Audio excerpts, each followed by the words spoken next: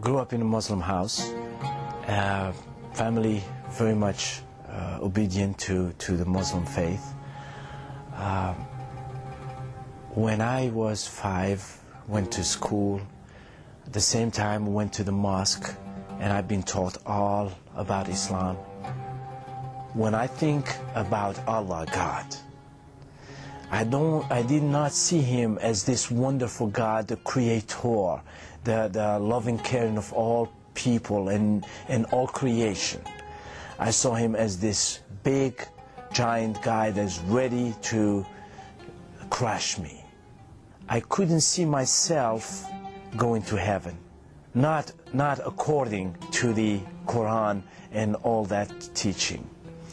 I couldn't weigh my good deed against my bad deeds and still see myself winning, outweighing the bad deeds. There was no way. I asked myself those questions. Where did my spiritual life go? Where's God now?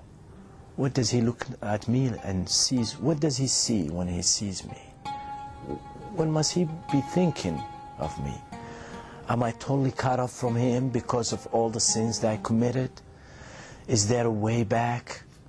How can I get back? One day I was offered a place to live with these Christian people, and I took the opportunity. The Christian family I moved in with had love for me. At first sight, I thought they were just pretending. They were really good actors. And sooner or later, I'm going to find out. The truth is going to come out. Then I found out the love that is shared between them as a family was extended to me. And it wasn't merely a natural love, as we call it eros or philios, but it was a love that they proclaim it was from God. And I couldn't believe that. How can God give them something that He didn't give me? What do they have so precious that I don't?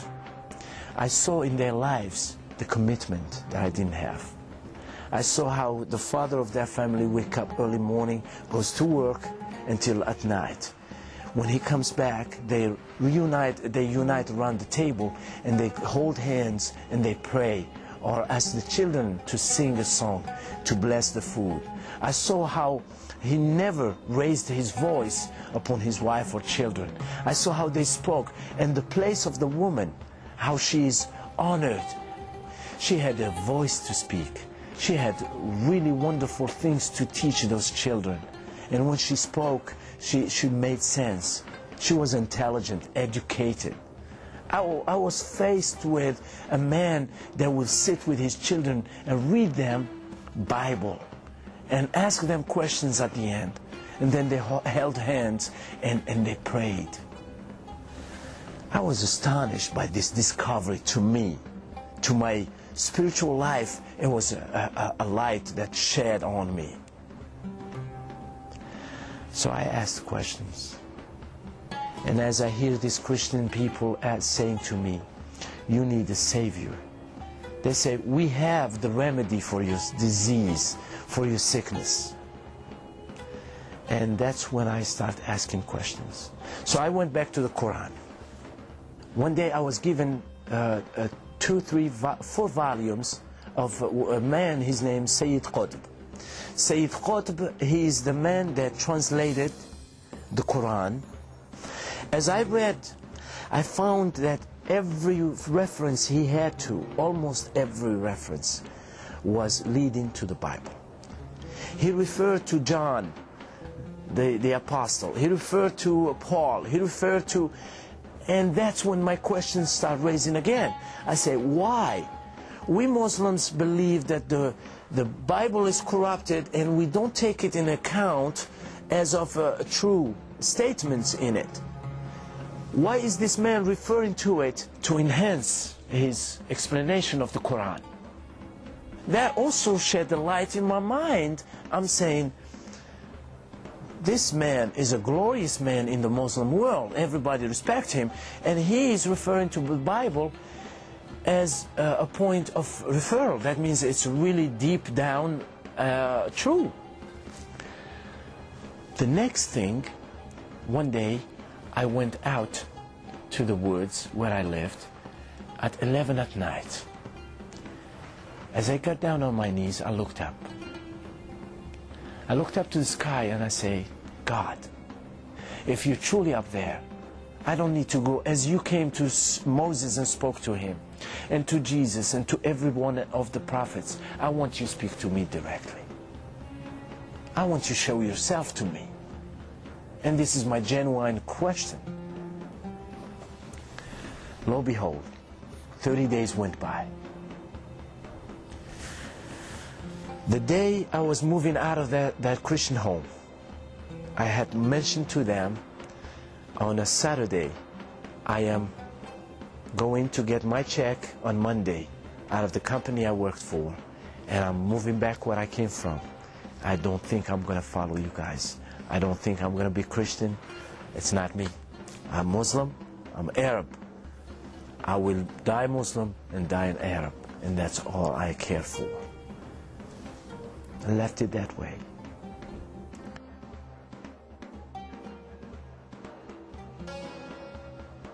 Nevertheless, Monday came. This lady that shared her heart in the gospel with me, she had the habits of throwing tapes in my car radio. I drove that Monday at 2 o'clock, and as I am driving, a tape started. And usually I take those tapes and throw them in the back seat. And sometimes I listen to them. But I've never had the man speaking in that tape. I felt him directly speaking to me that time. And all he mentioned, he said, you want the love of God, don't you? And I just start weeping. I say, yes, I want that. That love of God. I need that love of God. If I know I can give my life for that love of God, if I know that this God that I believe in will love me regardless of how many sins I committed, and He will wash all of them away and take them, I'm glad to be His servant. I went back to my Christian home that evening. I did not tell them anything, but they saw me as I came in, and they've never seen me cry with tears. That day, they understood something I did not understand. They hugged me and cried with me from 10:30 till 2 in the morning. So Sunday came, and I went to the church. I never forget that time. I went to the church, and I stand up. The pastor looked at the congregation, and he said, we have a brother here who wants to share something with you folks. I got up. I didn't share with them as I shared with you. I had no clue what was going on. All I said, now I believe in your Jesus. He's a truly Savior. He gave me peace. He took my sins away, and I believe it deep down in my heart. And I just wept. I look up, the whole congregation was weeping with me.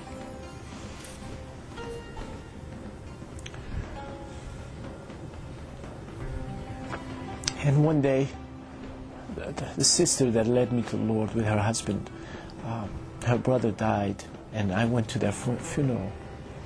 And after the funeral, they had a gathering where to feed the people, the strangers, the people that are coming from far. And